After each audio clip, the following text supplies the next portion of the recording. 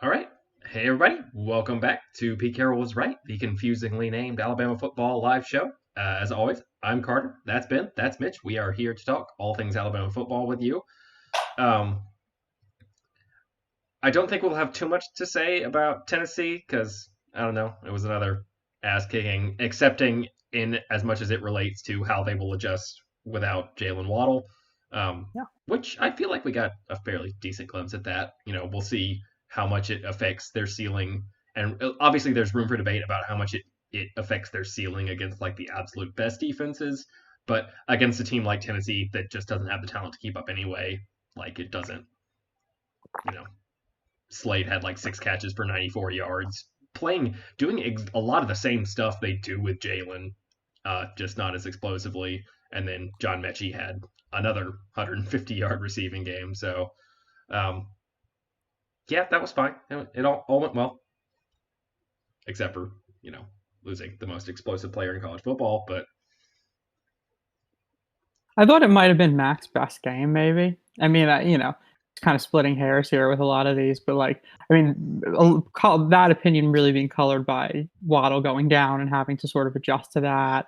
But he made some great plays. yeah, I mean, he really made some great plays. I mean, the couple that stand out, like the one where he dropped the snap and then had to pick it up and then just picks it up and just without hesitation, like fires just an absolute dime over positively the middle. Bryce Young-esque. Yes, yes, yes, yes. There was one cool play that I saw just a little bit ago when I was rewatching about Bolden, where they ran one of those like mid-level RPOs that LSU was doing a lot of last year in the third quarter, where they actually hit they hit Bolden like 15 yards down the field over the middle on an RPO. Like that's ones pretty where they cool. like read the safety. Yeah.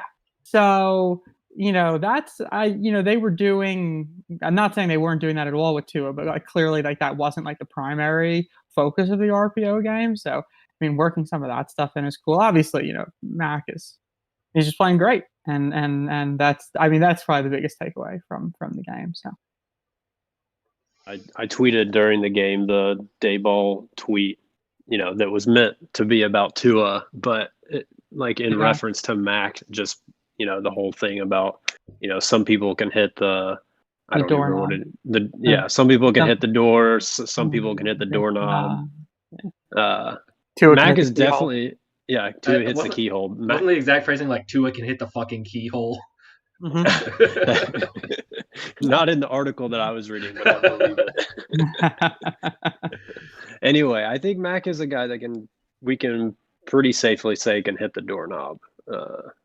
His ball placement is just really, really good.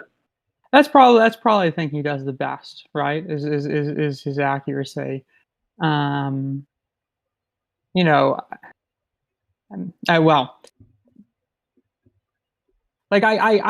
remember it's funny because I remember last year after Tua got hurt, leading into the Auburn game, and obviously there was a lot of hand wringing over the quarterback play.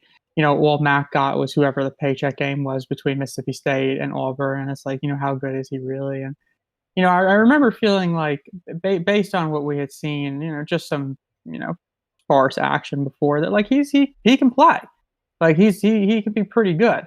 But I'm not sure that there's ever been an Alabama player under Saban that's been more of a surprise in terms of like what you thought this guy was coming in, what you thought he was during like his development phase while at Alabama, and then what he actually is now that he's starting. Like I can't think, and obviously it's magnified because he's the quarterback, so it's very difficult to just compare him to anybody else. But like it's stunning. I mean, it's like because like he's only like a 3-star, and I can't even think of a comparable. I mean, it's not completely comparable, but Blake Sims is the only other person that there were probably points in Blake Sims' career where if you had said, he's going to be quarterbacking one of the best offenses at the time in Alabama history, you'd kind of be like, that's true. So right. So like Blake isn't as good as Mac is, but the expectations for Mac were certainly higher than the expectations from Blake. I mean, there were times where we thought like Blake was like a running back. Yeah. Yeah. I mean, he literally was a running He back was for a running like back. two of his seasons, I think. Right. So that's a good, yeah, okay, yeah, that's interesting. That's a good comparison, yeah, for sure. Yeah, because I mean, like so many of the guys they have, even the ones that aren't like the most highly rated in the classes that they have, they tend to come in, and if they're gonna be great, they tend to kind of be great right away. Like Malachi Moore was what, like a top 100 recruit, which is obviously great, but it's not like top of the class for Alabama great. And he's come in and immediately been really effective. And right. like guys tend to secure roles or at least flash like really, really quickly. Yeah. Like Mhm. Dylan Moses as a true freshman toward the end of the 2017 season, like looked pretty good in some limited action that he got. And you knew this guy was so talented and he was going to be great, but Yeah. like for a guy to be this good after just like this is his fourth year on campus and like yeah, he flashed at the end of last year, like he made some really nice plays. Like I don't think even the most like wildly optimistic Alabama fans like pro Mac would have expected this level of play. Yeah. You know, the other guy I was thinking of when you were talking about is like Josh Jacobs, who obviously came in, I think, as a 3-star, and he Yeah. shouldn't have been a 3-star. He just, somehow he just went on under the radar. But right away in 2016, when he was getting time, like he flashed, like you saw Yeah. immediately how good he was. And then, there was the injuries which held him back, so he couldn't end up really being the kind of back that he was. And now maybe he's like, turns out like he's the most like talented they maybe ever had. So it's funny how that works. Yeah. That's another example of a guy who at least like he showed what he could do right away. So it's yeah. I mean, because like over the summer, I mean, there was I think there was a number of people who still thought that Bryce should be the starter. Like I'm not even sure that like the whole fan base was convinced that Mac was the guy. I mean, I was probably in Camp Bryce for most of the like Yeah. after he missed the spring, like if you had asked me realistically, I'd said he probably wasn't going to happen, at least Mhm. not like till maybe later in the season. But I mean, I did not expect this like at all, like even most optimistic version of it. I was probably the most optimistic person on Mac that I knew, and this is still well outside of where I expected the offense to be. Yeah. I mean, we're talking about like the Heisman frontrunner. Yeah. It'd really be something if Mac won the Heisman after Tua couldn't do it. And that's not to denigrate Tua. It's no fault of Tua, obviously. Yeah, but like, that's big. That that's big. T. Martin wins the national championship after Peyton Manning leaves energy. Yeah. So I mean, that's maybe that's a good segue, Carter. I know you wanted to talk about Tua, right, and about the RPOs and stuff. Yeah, like I feel like I'm seeing a lot of people now. Like they've gotten so enamored with this offense, and rightfully so. It's fantastic, and there have been like, so when you say like, oh, I don't know, if I mentioned that like I wanted to put more RPOs back in, or like you'd say that if Bryce is the quarterback, you're going to do more of that because he's really good at that stuff. I've seen a lot of people that'd be like, oh, I don't want to go back to that RPO offense. Like it was too simple and it got shut down in the big games and all this stuff, which like every other online fan take is like a vast oversimplification at best. But I think there's a lot of revisionist history going on. Like one with regard to like, yes, the 2018 offense was a whole lot of like spam the RPO button and like throw and like it was like smash and RPOs and right. That was a huge percentage of the offense. And guess what? It still worked really, really well against the vast majority of teams. And like the teams that it didn't work great against, like okay, LSU, they still won 29-0. That Mississippi State, and they put up like 600 yards Yeah. against LSU, close Yeah. to. So like that was just like a fluke that they didn't score. That Mississippi State team that they only scored 21 points against had literally the best defense in the country that year. Like literally, And they scored Yeah. And they scored touchdowns on the first 3 possessions, and then Tua got hurt. Yeah. So. And then they weren't that great. They had glitches against Georgia, but Tua was hurt. and they still scored 35 points. Yeah, literally the whole game he was hurt.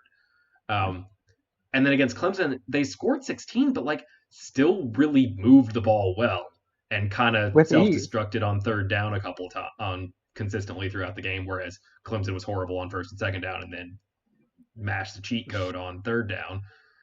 Like if you go back and play, I feel like I come back to this 2018 championship game way more than I want to, but if you play that game 10 times, I don't know if Alabama wins the majority of those games. I like to think that they do, but like even if they don't win the majority of those games, 16 points is on the severe low end of the like scoring curve of what they get in those games, just like based on the offensive performance. So like, first of all, the problems that 2018 offense faced are vastly overstated in people's memories. That's still like one of the second, third best offense in Alabama history at the outside after maybe the last 2 years.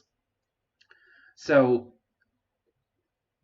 and then the other thing I think is that what this offense is what last year's offense should have been and would have been if Tua had stayed fully healthy, and probably was for like a little bit there. Like, it wasn't quite this at the beginning of the year because the offensive line hadn't quite gelled before Deontay Brown came back.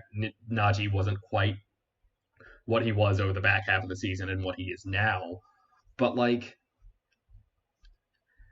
I think people forget that, like, I don't know, there's a lot of people who will now talk about Tua like, oh, he didn't want to take the checkdowns, he was too greedy, like you could get him by like kind of playing back in coverage and forcing them to go down the field. And I think that's colored by like the 2018 championship game and some of the perceptions of the time when they struggled in 2018. Because like in 2019, I remember seeing a draft evaluation of him where someone was like, oh, one of Tua's weaknesses is that he like misses open receivers down the field because he checks down too much. And I was like, what? So yeah. Like I guarantee you that if Tua had stayed fully healthy last season, that offense would be exactly what this one is now, except maybe slightly better because they could match the RPO touchdown button whenever they felt like it, which is not something that this offense does a whole lot. So, yeah, it sort of got me thinking about it when we talked about, like, we had sort of a brief discussion of like, would you take Tua or Mac? And we hesitated a little bit at the time and then went with Tua, I think. And upon further reflection, like, it's pretty definitively Tua. I think those perceptions are being colored by how incredible this offense has been. And Mac is obviously a massive part of that. He's, like we've just spent, 5 minutes talking about, he's better than we could have ever dreamed. But like, I think we were robbed of what the 2019 offense should have been at the very end of that season. And I think that's coloring a lot of people's perceptions, whether like it's causing them to be too down purposefully on like the role that the RPOs could play in an offense like this, and mostly unintentionally, I think, too down on Tua as a player. The other thing too about the offense is, and I know we mentioned this in the context of like individual games, like the Mississippi State game or the Georgia game, but like, as far as like the efficacy of the offensive strategy the last 2 years, Tua was always hurt. He was always hurt. If you want to think about like 2018 and what the perception of that offense was through the Missouri game when he first got hurt, or I guess he first got hurt at the end of the Arkansas game, because then people saw him with the brace on during the week. But then like it was the Missouri game where he actually like spent time in the 10. The perception of the offense then was like, this is like the greatest thing we've ever seen. Yeah. And then it was the same thing last year. I forget exactly which game he got hurt. The game before LSU, I guess, right? Was when then again he suffered the high ankle sprain. Yeah, the high ankle sprain against Tennessee. Yeah. So that's a huge in terms of like judging like the effectiveness of that offense and whether that was like the right approach, you know, the guy was just hurt a lot. Like, I And it's guarantee you that if he's healthy and Alabama plays Georgia, like beats LSU and plays Georgia in the championship game, they would have done exactly what LSU did to that Yeah. Georgia team and exactly what Alabama did to Georgia 2 weeks ago. Like, it would have been the exact same result. Well, Maybe even worse because that team was even more stacked at wide receiver. yeah. and Yeah. like there's a reason Tua was getting hurt too. Like these weren't like none of his injuries were just like fluke injuries. He was getting pulled down by the pass rush from an offensive line that just wasn't as good last year as it is this year. Like, Yeah. Yeah. maybe that's And certainly wasn't as good in 2018, particularly when Deontay Brown was not in the lineup. Yeah. It really should have been better in 2018. Yeah. Because because they still had Joan in 2018. Mhm. I mean, they should have kept him upright like every single play. I really like with the talent there. Yeah. I mean, it's kind of extraordinary, like the talent they had across that offensive line, and like to think that they couldn't really keep him upright and keep him healthy. I mean, not trying to throw, but like you got like Yeah. 5-stars everywhere, NFL players left and right. And like, yeah, Tua held the ball too long sometimes, and that was a lot of he had problems with that. But also like Mac is getting like 5 seconds in the pocket sometimes. Yeah. Like this is not when Tua was having those issues. It was not like he was holding the ball. I don't know. I think that's a bit overstated. So Yeah. But so like I guess like the end result here is like when they go back to Bryce, there's definitely going to be more RPOs. yeah, and like let's be clear, they'd be stupid not to. Right. Like if you could take this offense that they have right now and put back in the standard play of the last 2 years, which is inside zone slant RPO, which one of the receivers then immediately takes for a touchdown, you would do that because like it was such a cheat. I mean, I feel like I'm repeating the phrase cheat code, but you could just pull that play at any time, and they did a ton, and get a long touchdown of it, like a huge percentage of the time. You'd be stupid not to put that back in your offense. Yeah. So speaking of offense and speaking of it going forward, obviously I guess like the big thing, and Carter, you mentioned this earlier. The big thing that happened against Tennessee was Waddle going down. I guess before we get to how the offense is going to be affected by this, really sucks. I mean, that's stating the obvious, but like, I saw some people, some sort of like national, like not I don't know, national writers, or just like people who like are like they're just people who like write about the sport generally, like not fans of like Alabama or anything, talking about like Waddle is like one of like the 2 or 3 most enjoyable players in the country to watch. And I mean, I think there's like a lot of truth to that. I mean, not just what he did on offense, but just like him on special teams and, just his style of play, like just really a joy to watch here. Clearly one of the most exciting and electrifying players like that's come through here in, the last couple decades. So. Yeah. Just one of those guys that like there's some like I love a lot of players whose most like Amari Cooper has always been one of my favorite Alabama players. And like Amari had the stats, but like a big part of his appeal was kind of subtle, I think. Like he was just so smooth as like a route runner, and the way he could just like create 5 yards of separation with just like the simplest, subtlest move was something it doesn't like leap off the screen at you, but it's something that I really enjoy watching. But Jalen was just like he's just like fast and like just the complete package, and I don't know, one of those that no matter how much you care about sports, that it's just like you can watch this guy and immediately like appreciate how good he is and how funny he is. It's I think I said this to my dad or something. Like I think it says a lot about Waddle given how beloved he is, like you talked about earlier, given that he plays for Alabama and how easy it is for people to just kind of like loathe Alabama for what they are. Yeah. That's a shame. Yeah.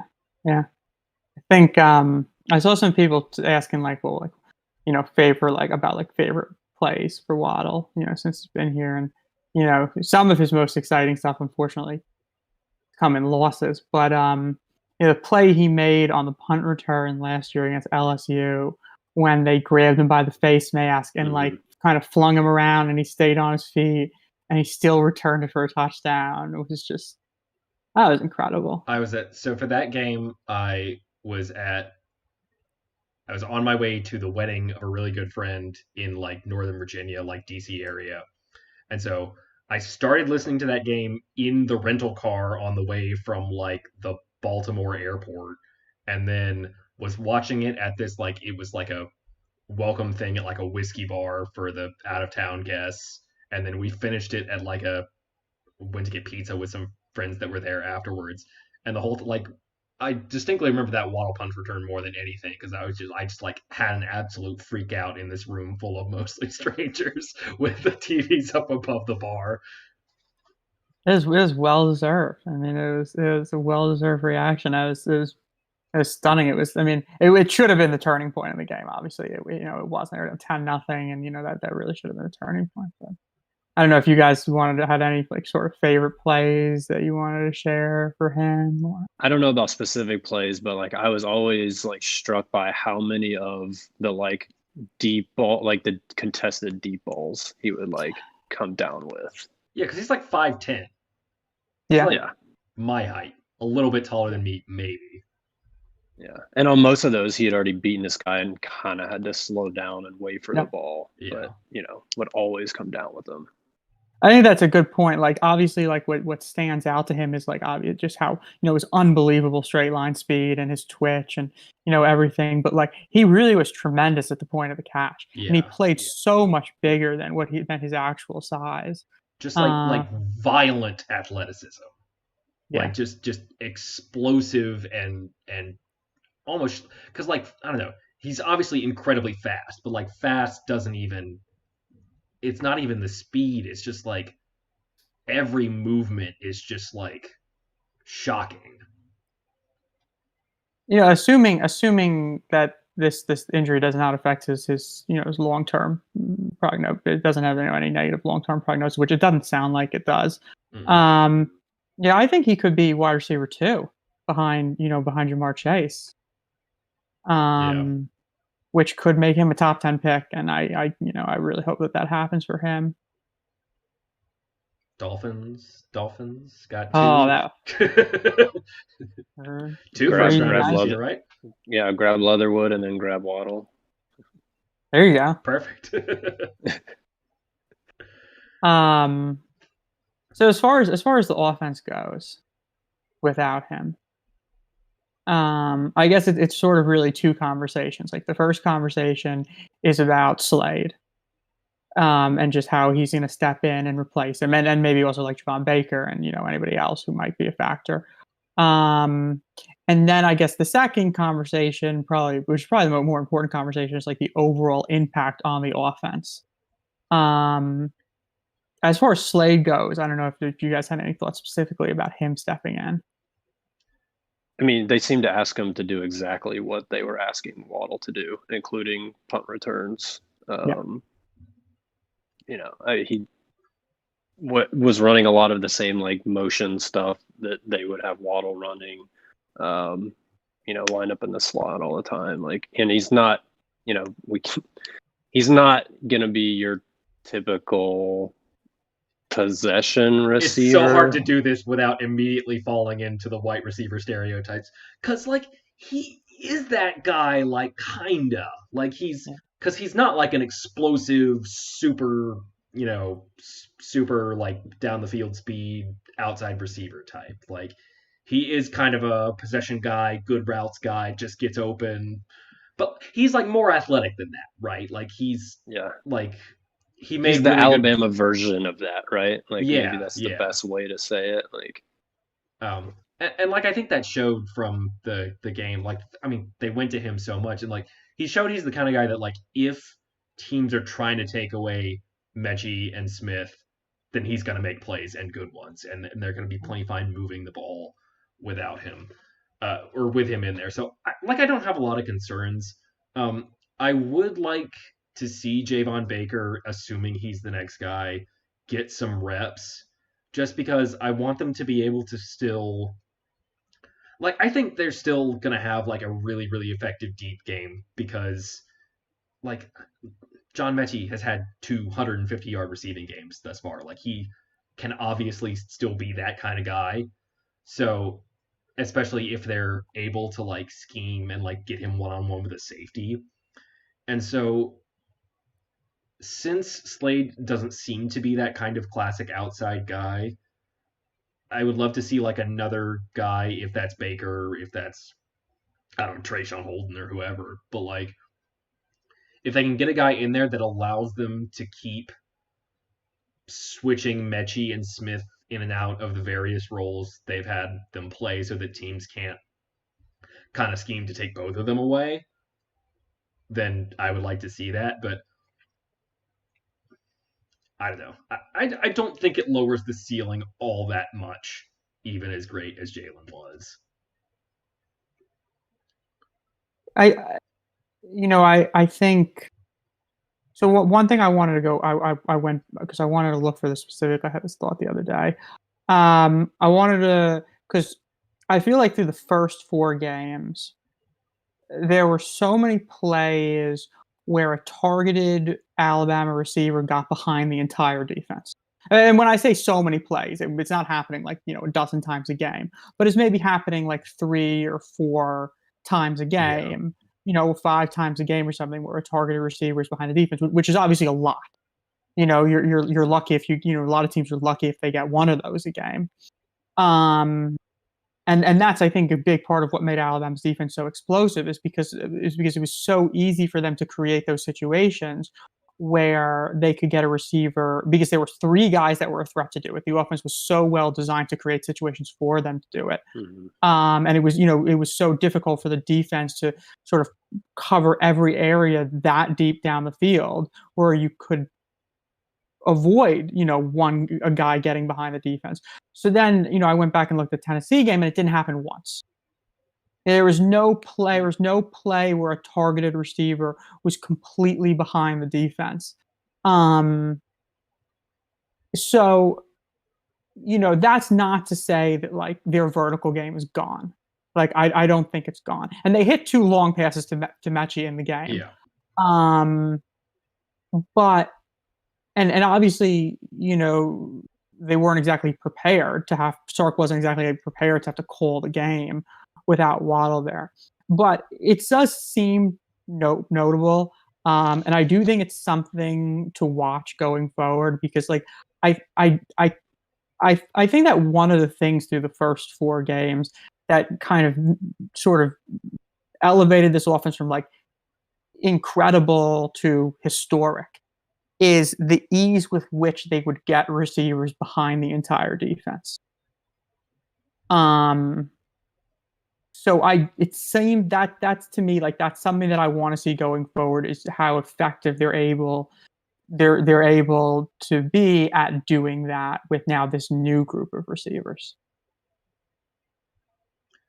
Yeah, and I do wonder how much if we would have seen less of that going forward anyway, as teams kind of because early in the season teams were still loading the box, right, and still saying we're not going to let Najee Harris beat us, and so they were just letting Mac throw for 400 yards.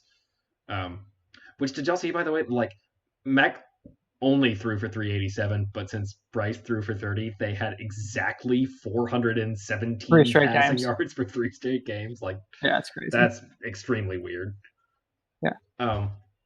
So I think especially against teams that don't play a lot of aggressive bump and run coverage on the outside, like teams are not gonna like when they play, Arkansas or Mississippi State or these teams, like they're gonna sit back and cover 2, cover 3. Like they're gonna do everything they possibly can not to let Alabama get behind them, which is fine because like they I think one of the things this offense does really well is when teams try to do like you can't just play really aggressively in the front and you can't just play really passively and rally to the ball because they'll beat you either way.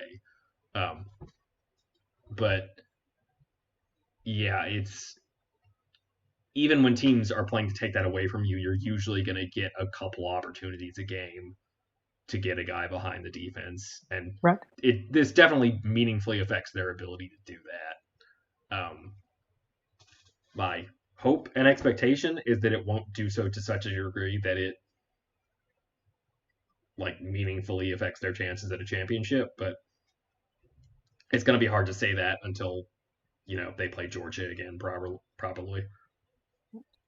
Mitch, how do you feel about the offense going forward now?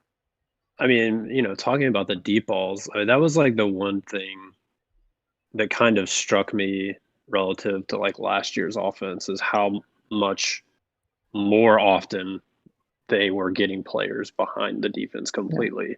Yeah. And I kind of wondered if it was, if that was because they were able to like feature Waddle and Devontae more than they were not that. I mean, obviously Judy and Ruggs were incredible as well, but like, I don't know. Yeah, like the overall impact of Waddle. If Alabama does nothing different other than just plug Slade in, if they call all the same plays that they would have with Waddle and you just have Slade in there, like, yeah, I think they're probably going to be a fair amount worse, but there's like ways to obviously mitigate, like calling different plays, like putting somebody else in, like I think it Sark sucks might have way to work more. a little more aggressively to scheme guys open. Yeah. In a way that he did it. I mean, in a way that he's done a good job of, but hasn't necessarily had to do that because they could just beat their guys. Call the OJ Howard play where no one covers you all the way down the field. Yeah. See if that works. Yeah. Yeah. And really, like, I mean, it sucks. I think it just sucks way more on a personal level, for him and for his teammates than it really does for the offense. I like, this offense really only needs 3 more game plans, probably 3 more good game plans to win a national championship. And I think they're more than capable of doing that without Waddle. Yeah, so that was something obviously, like Mitch, like we were sort of talking about on Twitter, about sort of like the percentages of getting to certain parts of the season. I think the odds the odds of getting to Atlanta undefeated are really just, it's hard to see them as meaningfully affected by this. Because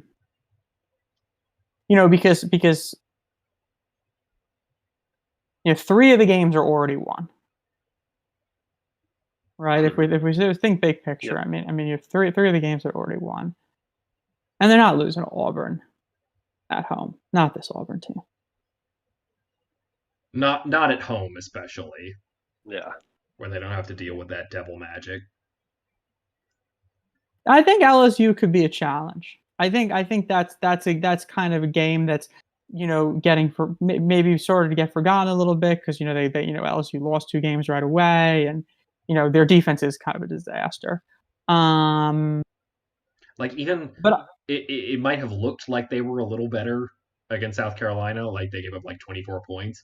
But like 1, South Carolina's offense is not that good, and 2, I'm pretty sure they got outgained on a per play basis by South Carolina. Mm. Yeah, they had some like special teams touchdowns or something to like that, or was it some interception? I don't remember. They had some. Yeah, they had like some non-offensive touchdowns that padded the margin. Also, I don't know if they have to keep playing Finley going forward. Like he was really good against South Carolina, but I don't expect him to be like. There's going to be a little regression there if they keep going with him going forward. And even if Brennan is back against Alabama, like he has like a torn abdominal, right? Like there's there's no way a quarterback's going to be 100% with that, Right. this early after the injury. So I am a little worried about LSU because that offense is really good, is going to be really good. And if they're, have a poor game on defense and don't execute 100% on offense, like I was saying this on Twitter today, like I don't think that's a likely outcome or even like really a likely outcome at all that they lose to LSU, but like you can see how it happens. Yeah. I feel, it feels like Alabama, the numbers probably don't say this exactly, but like to me, I feel like every game that Alabama plays, say, for the last, well, for every game that's Alabama played since say Tua took over as quarterback, I feel like they've had, either a 95%, a 95% plus chance of winning the game going into the game, or like a 45 to 60% chance of winning the game. That's what it's felt like to me. Mm-hmm. LSU is one of those rare games, I think, where it's like 75 or 80. Yeah. And they just don't play many games like that because they're either just way, way, way, way, way better than you, and it's over before it starts, or they're playing like a really good team, like a Clemson, or last year's LSU, or maybe one of the Georgia games, the SEC championship, and then it's different. But like the LSU game is like they're going to win it 75% of the time. Yeah, but this could be an the unusual 20 circumstance. Yeah. It's not unusual, not just unusual for Alabama. Right. I mean, these are the kind of games that most teams play a lot of. Right. But Alabama doesn't usually find themselves, I feel like, in these games. But I mean, Alabama should they really should still score like 50 points there. Oh yeah, like easily. Yep. Yeah, I just don't like. Again, you can see how it happens, but it's the likelihood of it actually happening is not that great. Yeah, like and 50 points like might be a little low unless Alabama's kind of got the game in hand, right? Like if you're saying like Mac's going to be playing the whole game and they're going to be trying to score every drive, like I think 50 might be a little low. Well, I'd like to see that. Yeah. But at 11, like I think I saw like FPI has it as like an 11 point. I haven't seen if Vegas has anything out there yet, but it's like roughly an 11-point line right now.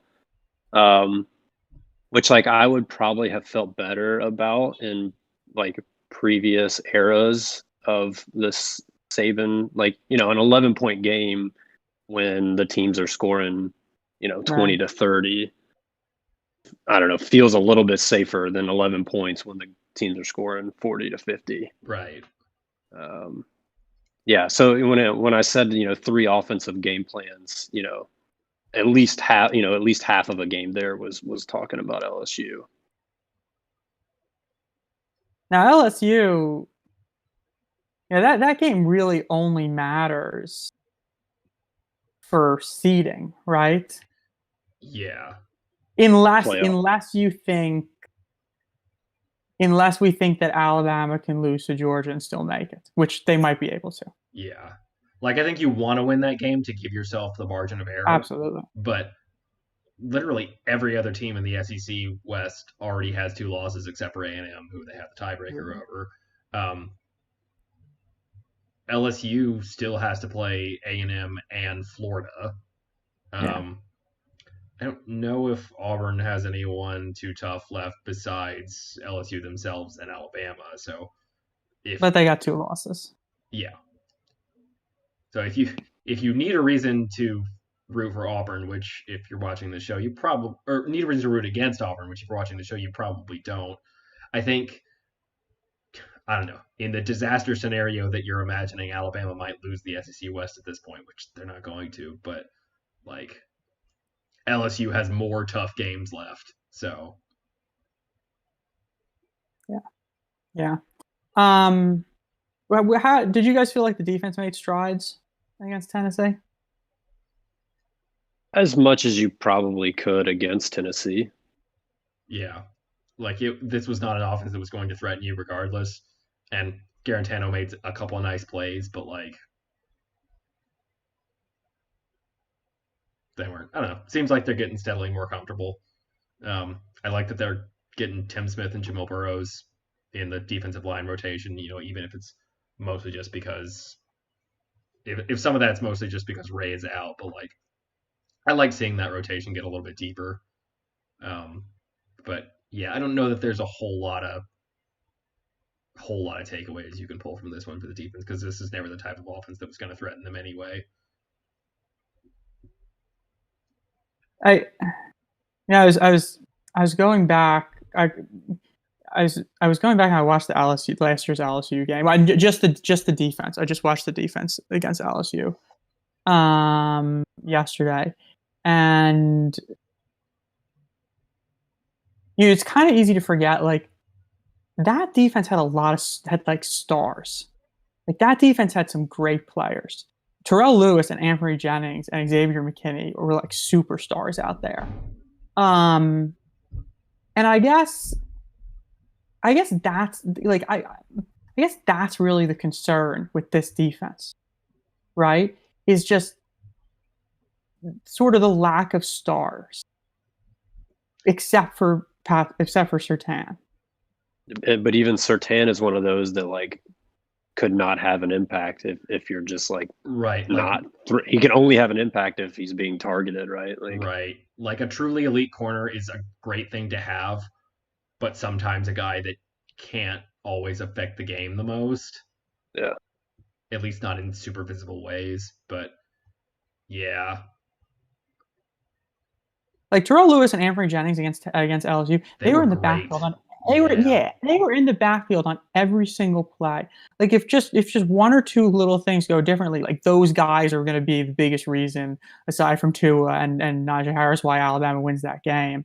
Mm-hmm. And they just don't have that this year. They just don't have those guys that are going to be like consistently dominant on a play in, play out basis, which is why, to me, like so much of the coaching criticism, that's a longer conversation that we don't have time for, but like, so much of the coaching criticism is just really misplaced because they just don't, the players on team are either like experienced, but just not, and very good, but just not like that superstar level player, or it's like a potential superstar level player, like 31, but just not. And I know he leads the SEC in like QB pressure, so like obviously he's making an impact, but he's just still like obviously not ready to be what like Jennings or Lewis were last year. So like there is a talent issue. I really do think that there's a little bit of a talent issue among the guys that are going to be around the ball. Yeah. Like the highest ceiling guys they have among the like non-corners are freshmen, basically. So. And like, and that this is not something that Alabama's had in a very long time. I can't remember the last time they were like lacking in, like elite players. Yeah. I don't know. There's some hope that Moses and that Dylan can continue to get a little more confident coming back from the injury, because I think he could be that guy. And that Harris, like, again, I think we have to remember that this is Christian Harris's second year playing inside linebacker. Right. And that's right. And that he has gotten no springs thus far. because he wasn't there in the spring as a freshman and he didn't get a spring this year. Like, I think they have a lot of guys who really, really got hurt by not having this spring, like Justin Yes. Aboigbe and Byron Young and Yeah. Christian Harris, like guys that flashed as freshmen and really needed that spring to shore things up so that they could take a big leap as sophomores. And I think right now we're not really appreciating what an impact that had, that lost growth time really had on them. Yeah, and maybe that creates. Oh, sorry, go ahead, Mitch. Oh, I was just gonna say. I mean, they don't. I totally agree. I think they don't have those guys up front that we're used to seeing Alabama have, but they are at least in that next best position where they have guys that still have some potential to be those guys, like Moses and Anderson and maybe Barmore to some degree. Like, would any of us be surprised if Barmore turns into that guy over the second half? No. Right. Yeah. He's definitely the guy. If somebody's going to do it, I think like he's probably the guy. And maybe like everything that you guys are saying, maybe that creates a lot of opportunity for growth over these next, 5 or 6 weeks. I should say 6 or 7 weeks. Because, as these guys get more experience, they just get more reps. More familiarity with what's going on out there. I think it's really easy just to chalk up. Thinking back on the Ole Miss game, I just don't think they were ready to play a game like that. And I think like that's the kind of thing that happens when, Carter, what you're talking about, where they lose out on all that time during the off season. It's that kind of game early in the season. And not only did you lose out on all the spring ball and everything, but like you also didn't get like the early season paycheck games to kind of work your way into ready to play those, those big time offenses. And then, you come in the third week of the season on the road against Ole Miss, and Lane spent the whole, last 9 months preparing for this game. That was just the kind of game that these guys just were not ready for at that point in the season.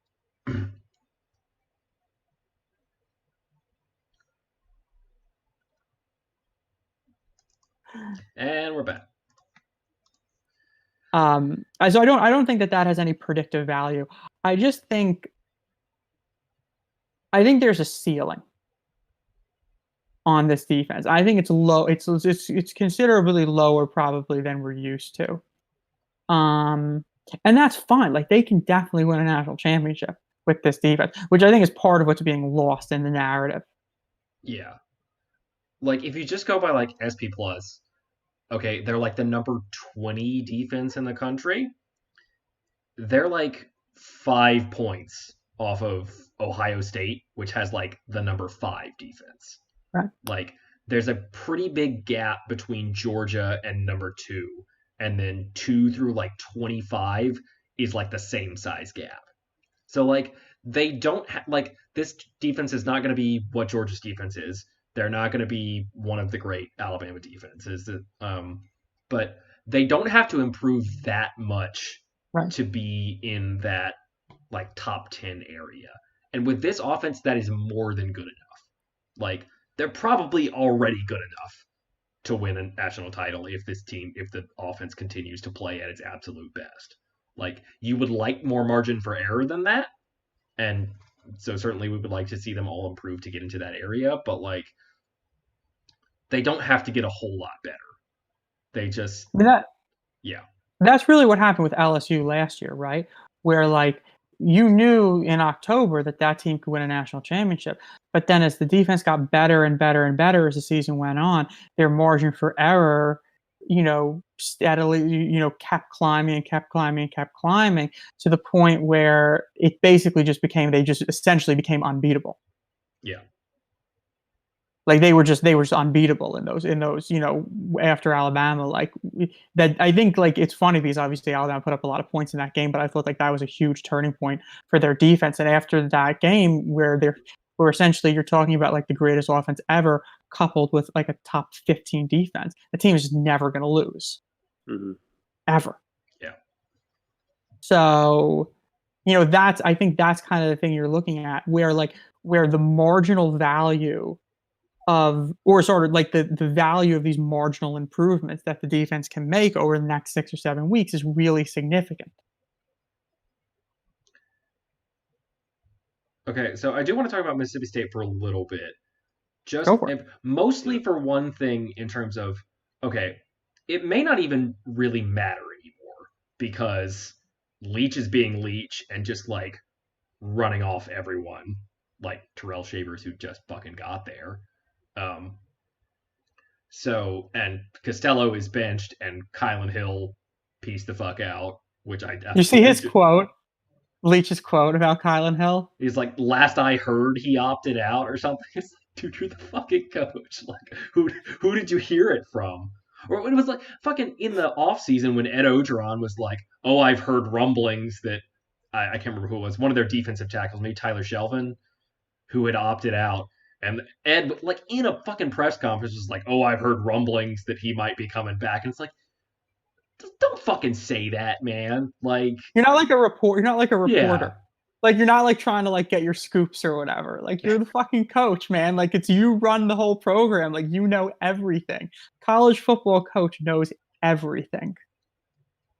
Yeah, it's just like, and by the way, like some of y'all watching may know this, but like it looks like Alabama on Saturday is going to pull Sage Ryan, who's a safety out of Lafayette, who is Kevin and Trev Falk's cousin, who had been an LSU, like everyone assumed he was an LSU lock up until like a week ago, and then he said he was committing on Saturday, and everyone's saying it's Bama now. I don't feel too bad for Ed O after his we're gonna beat their ass in recruiting, we're gonna beat their ass every time we see them, roll tide, what fuck you, like, buddy, like I appreciate the swag, but like you had to know that was gonna come back to haunt you. Like, we didn't think it was gonna come back on him this quick. Like, life comes at you real fast, but like, well, man, I'll tell you what happens when I ain't feeling bad for Bayou Chiswick right now. I'll tell you what though, if Alabama beats them this year, which we all expect to happen, you know, you're very quickly that it's going to very quickly start to feel again like, you know, 2019 was just like, you know, it's just their year, right? And Alabama still owns them. If LSU beats them for a second year in a row, oh my god, I'm gonna be so mad. I'm gonna be so mad. The narrative is going to change dramatically now. Yeah. So, you know, but I just thought about that as you were talking about, like, you know, all those things Ed was saying, and obviously, you know, it looks like, you know, it's not really what's going to happen year over year, but it feels like a big, it has like implications for what it means for like that, for like the narrative of that rivalry and everything. Anyways, back to Mississippi State. I'm sorry. Yeah, like, so it may not matter at this point because, like, obviously LSU was a bit of a flash in the pan anyway, even if you put as much blame as you want on Bo Pelini and the game plan. But right. So it may not matter just because of the talent drain and everything, but like, is it worth it to create a custom game plan for this game? By which I mean, do you do what everyone has done, what Jimmy Lake used to do at Washington? Do you rush 3 and drop 8 and just try to shut this team down? Or do you kind of do what, like, do you take the risk of doing what LSU did and say, we're Alabama, we've got the talent, we're going to play our game and dare you to beat us that way? Because there's a part of me that kind of thinks maybe you do that now that you're, and like, especially with the talent drain that they've had, that like you feel pretty confident that talent is gonna carry you in this one anyway. Like, is there enough value in just saying it's better for our defense to get these reps playing the way we normally play? I've always felt that games like this need to be treated, and Alabama is so fortunate that they're in a position to do this, unlike almost every other team in the country. But like, they have the luxury of treating these games where winning the game is almost a secondary goal. Yep. And if there was ever a year where you should treat games like winning is a secondary goal, it's this year. Yeah. Where, you know, your defense has some issues and the preparation before the season was so limited. like if you can use these games to work on things, even if that results in you giving up 30 points, I think I'm fine with that. I'm totally fine with that. Alabama wins the game 99% of the time if they give up 30 points. So like you can't lose. And I mean Mississippi State's not going to score like 50. And look, they come out on the first few drives and like they can't be stopped or whatever, then fine, like change it, do what the other teams have done, shut them down. But I mean, one thing that this defense has struggled with is playing, their sort of like pattern match coverages. Well, like let's try it out. Let's try it out on a team that's going to like challenge you vertically, play after play. Mitch, what do you think about it? So, I mean, same thing. It's kind of the same mentality that I have with the quarterbacks in these games. Like use some of that cushion that you have in investing in making your team better for the future. And I don't know that just dropping 8 into coverage is really going to do much for the development of this defense. You're not going to play that way against any other team on the schedule. Right. You're not going to play that way against the teams that can match you like the teams that you might potentially play in the playoff. Like you're not going to play that way in any other game. And if you assume that you're not going to lose this game, and I know Saban would never publicly cop to anything like that, but like, come on, then you can't treat shutting down Mississippi State as the goal. Like you have to treat getting better as the goal. And I don't think it makes you better till like early in the season when it looked like they were going to be really good. And then like Arkansas pulled the upset and you kind of have to say like, Alabama's defense hasn't looked that great. Like I hope Saban doesn't overthink it. And like, I hope he just like does the obvious thing and plays how everyone else is going to play and rush 3 and drop 8. But like at this point with the way things have gone now, like I get the feeling that Mississippi State is going to score like 24 points in this game or something like that, which is more than like the sum total of offensive points they have scored since the LSU game on the season. Like they've been that bad. And some gumps are going to be absolutely tearing their hair out over it.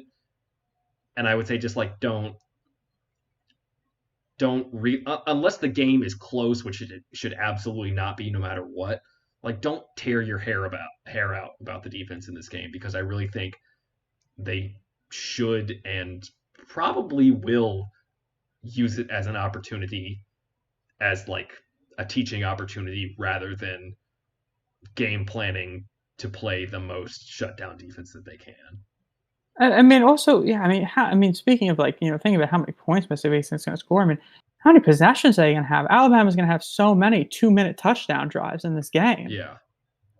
So like, you could end up with a situation where Mississippi State's, yards per play is not so great, but they still score, in the mid-20s just because you have so many opportunities and, you have modern passing attack, and you're playing against like a non-elite defense like Alabama is like a good but non-elite defense. And you have to score.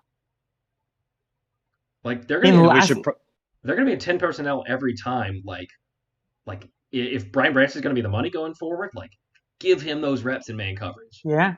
Like play what you need to play to have him be an SEC quality 6 defensive back by the end of the season, as early as possible. And rep a lot of your blitzes.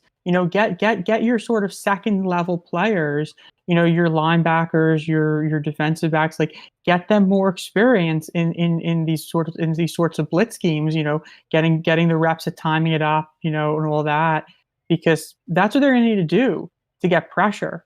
When they in these real important games, like they're not just going to be able to have like traditional 4-man rush and get pressure every time, like you might have been able to when you had guys like Tim Williams and Ryan Anderson, whatever. They're gonna, or like Rashaan Evans, like they're gonna have to be creative to get pressure. So this is another opportunity where you're gonna want to do stuff like that, and you can't do that if you're just dropping 8 men into coverage every game. So, and like this also isn't the NFL. Like in the NFL, you just play one way one week and play another way another week. Because like the guys are experienced and they don't really need like extensive practice reps to get themselves ready to play a certain way. But like in college football, especially with this defense being so young, like I don't even know if it's good for the kids to be throwing them back and forth into we're gonna play one way one week and a totally different way the next week. Well, and like the little bit that they've played of just like pure drop zone coverage, which is something Alabama under Saban has done very, very little Right. of, regardless. Like the little bit of that they've played this year, they've not been that good at. No. And like the thing that teams have done this year is rush 3 and drop 8, and they've still gotten pressure with 3, which mostly says a lot about how horrible in pass protection in Mississippi State's offensive line is, which they are. But also this front is like not like how much pressure do we expect them to get rushing 3? Like I wouldn't expect it to be that much. So like I don't even like if you assume that rush 3 drop 8 is the best way to play this team, I don't know if this defense is suited to do that. Like that's not what they're going to be that good at to begin with. And Saban just doesn't. And again, like maybe this changes because like he's always had elite defenses, but I don't. Saban doesn't like dramatic. I don't know if I can't remember a game where like he just like dramatically changed the way his defense played because of an opponent. Mm-hmm. He usually just plays his game, and I don't know. It would seem to break with everything that like he seems to believe in. Yeah. And what helps with this is that the guy on the other side has the one way that his offenses play too. Like we know exactly what their offense is going to like. He's run the same offense for 20 years, the same 7-8 plays. Like, yeah, there was a great joke on the Fullcast this week where it was like, do you think Saban sent all the staffers to watch Mississippi State tape on Sunday, and they came back after 2 hours and were like, Nick, it's just the same 4 plays every time, and he was like, go back and watch it more. It's incredible though to think like some of those Texas Tech teams, like really the 2008 team, and they're incredible. That 2008 team, I mean, they came pretty damn close to winning the Big 12. I know they got killed by Oklahoma, and it was the same offense then. It's the same offense it was 20 years ago at fucking Kentucky. The four verts play that Crabtree scored on to beat Texas. I think Chris Brown wrote in his book that it was like the 50th time in the game that they ran that same play. And obviously the play looks different because there's a whole bunch of different route conversions, or maybe not a whole bunch of different route conversions, but there are route conversions based on the coverage. But like that's crazy. That is crazy to me. That those teams could have been so good and so effective. It was great. I can't remember whose podcast I was listening to recently where they were talking about those Texas Tech teams. And when Crabtree got there, and anywhere else you get a receiver that talented, you're like, okay, we're going to move this guy around. We're going to do different things with him. We're going to get this guy the ball as much as possible. And he goes to Texas Tech and Mike Leach and it's like, nope, he's an X receiver, and he plays the X receiver. And he gets the ball when he's open. Yeah. Yep. It's like that's the thing. It's pretty simple. It's just like Graham, throw it to the guy who's open. Graham, if Crabtree's open, throw it to Crabtree. But if you see somebody else open, throw it to that guy. Just throw it to the guy who's open. Obviously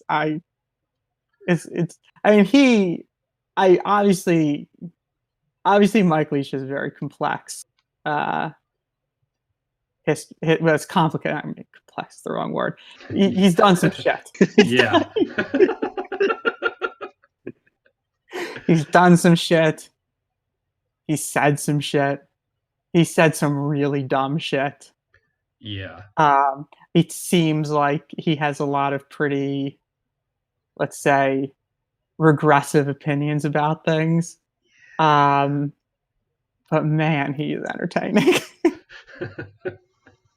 Well, it's like I got to see Okay. him live this well, not this summer, back in March, right before he was at the Sloan conference. He did a panel with Mina, and I don't remember who else was on the panel, but it was, yeah, he was just up there to share stories, man. Like it was not totally about him until it started, and then it was just like totally about him. Unsurprising. I saw a clip on. It was on like Fox's game day equivalent, I think, and they had Urban Meyer and whoever else they have on there, and Graham Harrell, who was the quarterback on that team, and who is now the offensive coordinator at USC, right? USC, yeah. Um, they're talking about the air raid, and I think they're bringing it down in the wake of the LSU Mississippi State game. And first of all, Urban Meyer's talking about it, and it's just like dripping in his voice how much he hates this offense. Like it's so obvious. And then you get Graham Harrell's talking about it, like he's just like in this because he has this extremely like West Texas accent. He's like, yeah, we just play it where you just find the space and you just throw it to the grass, man. Like it was so funny. Like you could see like the fury in Meyer's eyes as he's trying to like restrain himself.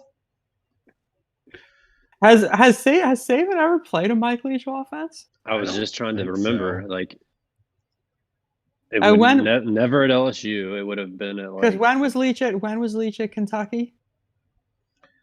90. I think it was before he got to LSU because he was at LSU in 2000. And I Yeah. want to say they were at Kentucky like 96 to 99 or there. I think by the time Saban was there, Leach was Stoops' OC at Oklahoma.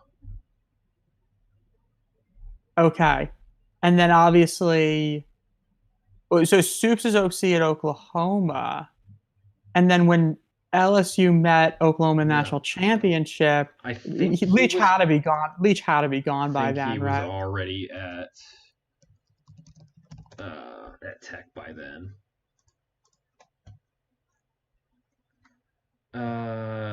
Oh yeah, he was. So he was only at Kentucky 97 to 98. He was only at Oklahoma in 99, and then he went to Tech in 2000. Okay, and there's no way that Saban ever played Tech unless there was like a bowl game or something. So unless there was something at Michigan State or at Toledo, like Toledo. Well, back when Saban was at Toledo, I don't even know. He was at like Iowa Wesleyan, where they were first coming up to that offense. So it would have had to be Michigan State in some bowl game, and I'm sure that never happened. Yeah. So that's a very interesting. Mm-hmm. One of the greatest defensive minds in college football history versus one of the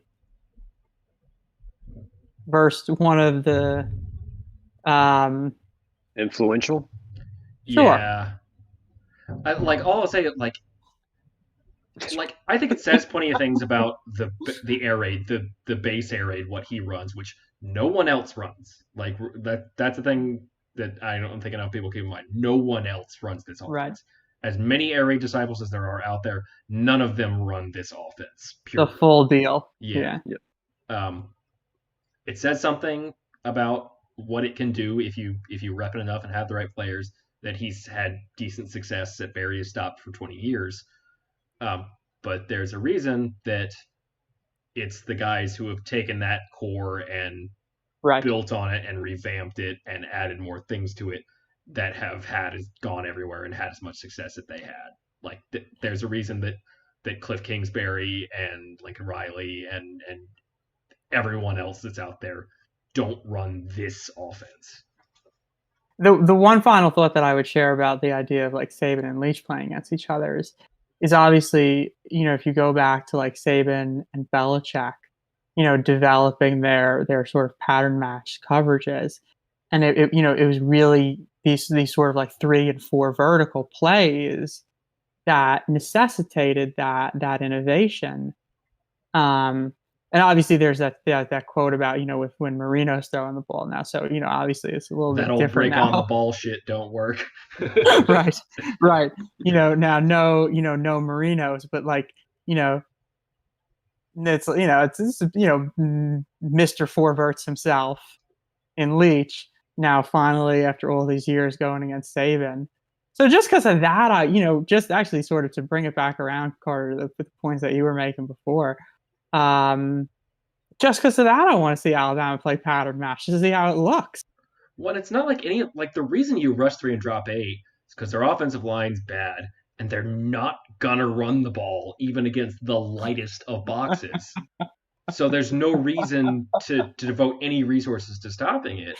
But it's not like these individual the air raid is pretty much 4 verts, mesh, Y cross, and Y sail, and that's about it.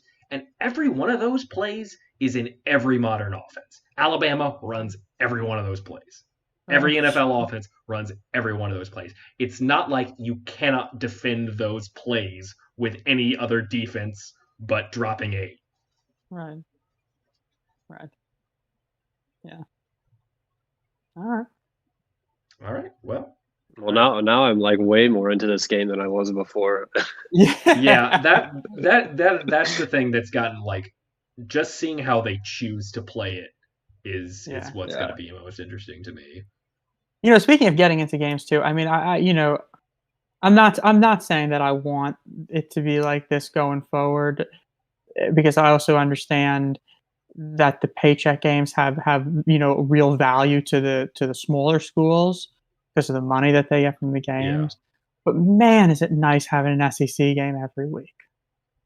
Oh, I mean, it's so nice. It really is. So really, what I would just like is just to go, maybe permanently to a 10 game. Yeah. Just go to 9. Everybody else stop being cowards and go to a 9-game SEC schedule like Saban has been saying for a fucking decade. Yeah. You can still do the paycheck games as I don't know, like preseason games almost, right? Like Alabama can fill the stadium if they bring in Western Carolina, before the season starts or whatever. So the argument that the teams make against the 9 is that they say, like, South Carolina says, well, we already have an automatic Power 5 game on our schedule each year against a non-conference team. And they're not the only team, obviously, that has that. Florida too. And they say, so then if you do 9 games, then we can't do a major opponent to start the year. We can't do any neutral site game that's going to hurt us in recruiting. Is that like the whole theory? Basically, yeah. And then it makes it harder for them to make bowl games, which I would say, first of all, if you're a team that's in that situation where that third paycheck game is critical to you making a bowl, stop scheduling good Power 5 opponents in one of those other slots. Fucking schedule Rutgers. Schedule, I don't know, Baylor at best. Don't if you're Tennessee, don't schedule Oklahoma. That's a bad idea. Don't do that. And you say yeah, but these games are scheduled so far out that we don't know how good the teams are going to be. Well, guess what? This year just put the whole lie to that goddamn process that you can't schedule these games more than a few, that you can't schedule these games a year in advance. So just be realistic about who you are then. Okay, well, I think that's good for us this week. Thanks for those of you that watch live. Thanks for getting here for PCWR After Dark. But we'll be back next week, and roll tide. Roll tide, y'all. Roll tide.